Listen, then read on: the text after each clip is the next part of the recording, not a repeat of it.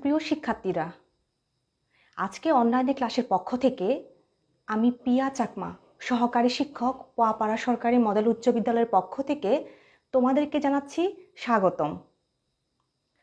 আজকে অনলাইন ক্লাসে তোমাদের সাথে আমার এটা দ্বিতীয় ক্লাস।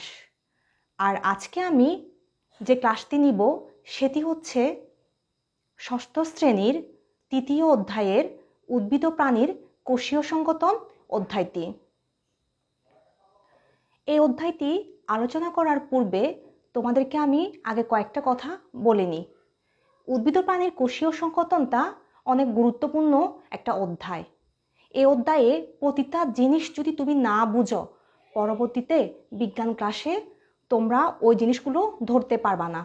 কাজে আমি এই অধ্যায়ের যে সমস্ত জিনিসগুলো খুবই গুরুত্বপূর্ণ, শুধুমাত্র আমি সেগুলোই আজকে আলোচনা করব। আর বাদবাকিগুলো পরের অনলাইনে ক্লাসে আমি তোমাদের সাথে আলোচনা করব। তবে যাই হোক, তাহলে আজকে ক্লাসটা শুরু করা যাক। তোমরা প্রস্তুতি নিয়ে বসে পড়ো। উদ্ভিদ ও প্রাণীর কোষীয় সংগঠন এই অধ্যায়টি আলোচনা করার পূর্বে তোমাদের আগে জানতে হবে কোষ জিনিসটা কি। কোষ জিনিসটা হচ্ছে, যেমন মনে করো একটা বিল্ডিং বা একটা দালান তৈরি করতে গেলে কতগুলো ইটের সমন্বয়ে গঠিত হয়। যেমন ধরো একটা ইট আরেকটা ইট গেঁথে গেঁথে একটা দালান যেমন তৈরি হয়, ঠিক তেমনি জীবদেহ ছোট ছোট জিনিসের সমন্বয়ে গঠিত।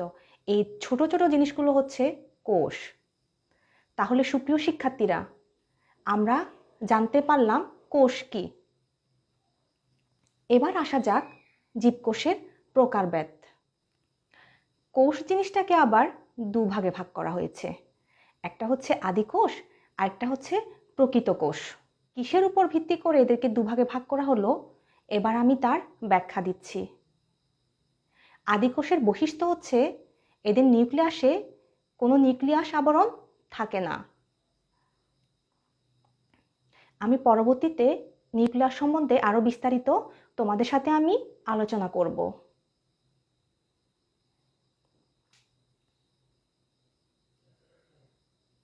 শুধুমাত্র তোমাদের জানার সুবিধার জন্য আজকে আমি আলোচনা করছি নিউক্লিয়াসটা হচ্ছে কোষের একটা গুরুত্বপূর্ণ অঙ্গ বা অংশ। আর নিউক্লিয়াসও হচ্ছে কোষের বৈশিষ্ট্যকে ধারণ করে। তাহলে সুপ্রিয় শিক্ষার্থীরা, বোঝা গেছে এবার নিউক্লিয়াস জিনিসটা কি? বোঝা না গেলে আমি পরবর্তীতে এটা নিয়ে আরো বিশদভাবে আলোচনা করব। তো এ থেকে আমরা বুঝতে পারতেছি আদিকোষে নিউক্লিয়াসের আবরণ থাকে না, অন্যদিকে প্রকৃত কোষে নিউক্লিয়াসের আবরণ থাকে। নিউক্লিয়াসের আবরণ থাকবে কি না থাকবে না এটার উপর ভিত্তি করে কিন্তু আমি এর আগে আলোচনা করেছি কোষকে কয় ভাগে ভাগ করা হয়েছিল, দুভাগে। একটা হচ্ছে আদিকোষ আর একটা হচ্ছে প্রকৃত কোষ। আদিকোষের উদাহরণ ব্যাকটেরিয়া। ব্যাকটেরিয়া কোষে কোনো নিউক্লিয়াসের আবরণ থাকে না। অপরদিকে প্রকৃত কোষে কে কাজের উপর ভিত্তি করে আবার দুভাগে ভাগ করা হয়েছে। একটা হচ্ছে দেহকোষ আর একটা হচ্ছে জনন কোষ। তো তাদের কার্যাবলীগুলো এবার আমি সংক্ষিপ্তভাবে বলছি। দেহকোষ বৃদ্ধিতে সাহায্য করে, অন্যদিকে জনন কোষ প্রজননে সাহায্য করে বা বৃদ্ধি করে। যেমন একটা জীব থেকে আরেকটা জীব তৈরি করা। উদাহরণ হিসেবে আমি আরেকবার বলছি, যেমন ধরো একটা উদ্ভিদ থেকে ছোট চারাগাছ তৈরি হয়, একটা বড় মানুষ থেকে একটা ছোট মানুষ তৈরি হয়। তাহলে আমরা বলবো জনন কোষের কাজ হচ্ছে প্রজননে সাহায্য করা।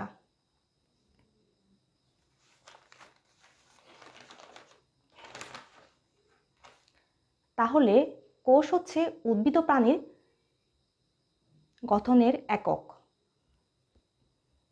অর্থাৎ ছোট ছোট কোষগুলো একসাথে একত্রিত হয়ে জীবদেহ গঠন করে।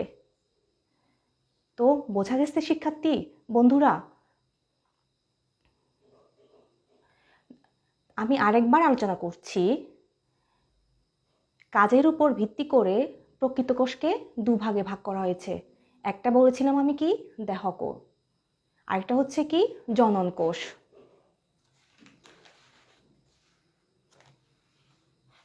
এদের দুজন আবার দু ধরনের কাজ করে। দেহকোষের কাজ হচ্ছে বৃদ্ধিতে সাহায্য করা, অন্যদিকে জনন কোষের কাজ হচ্ছে প্রজননে বৃদ্ধি করা। যেমন একটা জীব থেকে আরেকটা জীব কি তৈরি করা। আমি উদাহরণ হিসেবে বলেছিলাম, একটা উদ্ভিদ থেকে যেমন ছোট ছোট চারা গাছ উৎপন্ন হয়, একটা বড় মানুষ থেকে যেমন ছোট মানুষ তৈরি হয়, ঠিক সেরকমই জনন কোষ প্রজনন বৃদ্ধিতে সাহায্য করে। সব কিছু বিচার বিশ্লেষণ করে আমরা বলতে পারি কোষ হচ্ছে উদ্ভিদ প্রাণী গঠনের একক এবং ছোট ছোট কোষেরগুলো একসাথে একত্রিত হয়ে জীবদেহ গঠন করে।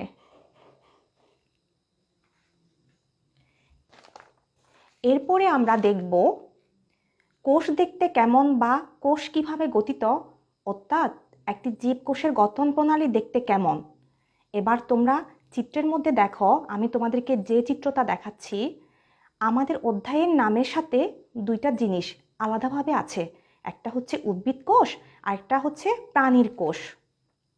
উদ্ভিদ কোষ ও প্রাণী কোষের মধ্যে কিছু কিছু ছোট ছোট পার্থক্য আছে, কিন্তু তার আগে আমরা কোষের গঠনটা আগে শিখে ফেলি। কোষের গঠনের মধ্যে সবচেয়ে যে দুইটি অংশ আছে, একটা হচ্ছে কোষের প্রাচীর আর একটা হচ্ছে প্রোটোপ্লাজম।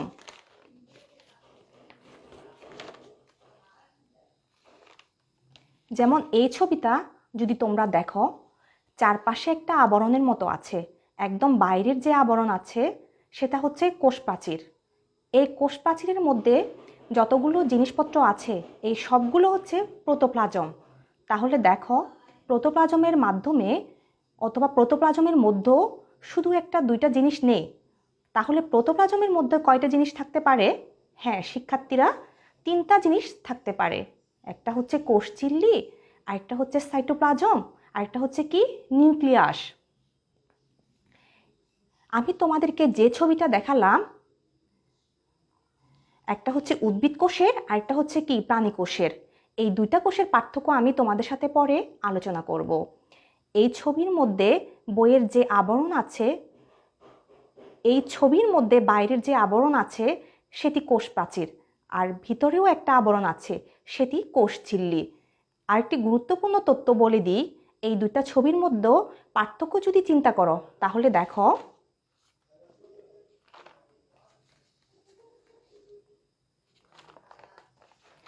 এটাই হচ্ছে উদ্ভিদ কোষ, অন্যটি হচ্ছে প্রাণী কোষ। পার্থক্য হচ্ছে উদ্ভিদ কোষে আবরণ দুইটা, একদম বাইরেরটা কোষ প্রাচীর আর ভিতরেরটা হচ্ছে কোষ ঝিল্লি। অন্যদিকে প্রাণী কোষের আবরণ একটাই, প্রাণী কোষে কোষ প্রাচীর থাকে না, শুধুমাত্র কোষ ঝিল্লিটাই থাকে। তাহলে তোমাদেরকে যদি একটা উদ্ভিদ কোষ ও প্রাণী কোষের মধ্যে পার্থক্য বলা হয় তাহলে কিসের কথা বলবে বলো তো? কোষ প্রাচীরের কথা বলবে নিশ্চয়। উদ্ভিদ কোষে প্রাচীর থাকে আর অন্যদিকে প্রাণী কোষের কোষ প্রাচীর থাকে না। এরপরে দেখো, প্রোটোপ্লাজমের মধ্যে একটা অংশ হচ্ছে কোষ ঝিল্লি। কোষ প্রাচীরের ভিতরের যে পাতলা অংশটি থাকে সেটি হচ্ছে কোষ ঝিল্লি। এর ভিতরে বাকি যা কিছু আছে তার মধ্যে মাঝখানে গোল করে একটা অংশ আছে, সেটি হচ্ছে নিউক্লিয়াস। এবং এই কোষ ঝিল্লি এবং নিউক্লিয়াস বাদে আরও অনেকগুলো ছোট ছোট জিনিস আছে, সেগুলোকে আমরা একত্রিতভাবে বলবো সাইটোপ্লাজম।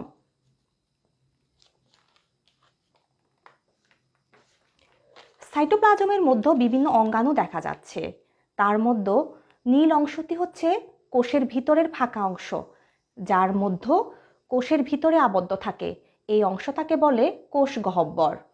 এছাড়া কোষের মধ্যে প্লাস্টিড এবং মাইটোকন্ড্রিয়া থাকতে পারে। এই যে দেখছো জিনিসটা সর্পিলাকৃতির, এটি হচ্ছে মাইটোকন্ড্রিয়া। সবুজ অংশটা হচ্ছে প্লাস্টিড। তাছাড়াও আরও কতগুলো কোষ গহ্বর আছে, এগুলো কোষের ভিতরে ফাঁকা অংশ। তাহলে আমরা আরেকটি গুরুত্বপূর্ণ পার্থক্য পেলাম, কি প্রাণী কোষে প্লাস্টিড থাকে না, অপরদিকে উদ্ভিদ কোষে প্লাস্টিড থাকে। তাহলে বলতে পারবো প্লাস্টিড একটা গুরুত্বপূর্ণ পার্থক্যর মধ্যে পড়ে। এরপরেও তোমরা যদি জানতে চাও, এই যে এতগুলো গুরুত্বপূর্ণ অংশ রয়েছে, এই অংশগুলোর কাজ কি, তাহলে এবার আমি কাজগুলো বর্ণনা করি। একটা একটা করে যদি চিন্তা করো, এই কোষ প্রাচীরের কাজ হচ্ছে এই উদ্ভিদ কোষটাকে বাইরের আঘাত থেকে রক্ষা করা এবং একে একটা আকৃতি প্রদান করা। প্রোটোপ্লাজমের কাজ হচ্ছে এই ভিতরের যে অঙ্গাণুগুলো আছে তাদেরকে ধারণ করা। এরপরে আসো প্রোটোপ্লাজমের যে তিনটা অংশ আছে তাদের কাজ নিয়ে। এক হচ্ছে কোষ ঝিল্লি, আবরণ তৈরি করে উদ্ভিদ কোষ ও প্রাণী কোষকে রক্ষা করে। এরপরে আসতেছে সাইটোপ্লাজমের কাজ। সাইটোপ্লাজমের কাজ হচ্ছে বিভিন্ন ছোট ছোট অঙ্গাণুগুলোকে ধারণ করা। এরপরে নিউক্লিয়াসের কাজ হচ্ছে সবচেয়ে প্রধান কোষের যে বৈশিষ্ট্য সেটি নিউক্লিয়াস প্রদর্শন করে। এরপরে দেখো প্লাস্টিডের কাজ। প্লাস্টিড উদ্ভিদ খাবার তৈরি করতে পারে। কোষ গহ্বর, কোষের ভিতরে কিছু তরল অংশ তারা ধারণ করতে পারে, যা পরে বিভিন্ন কাজে লাগে। এরপরে আসতেছে মাইটোকন্ড্রিয়া। কাজ হচ্ছে শক্তি উৎপাদন করা, এজন্য মাইটোকন্ড্রিয়াকে বলে কোষের শক্তির আধার।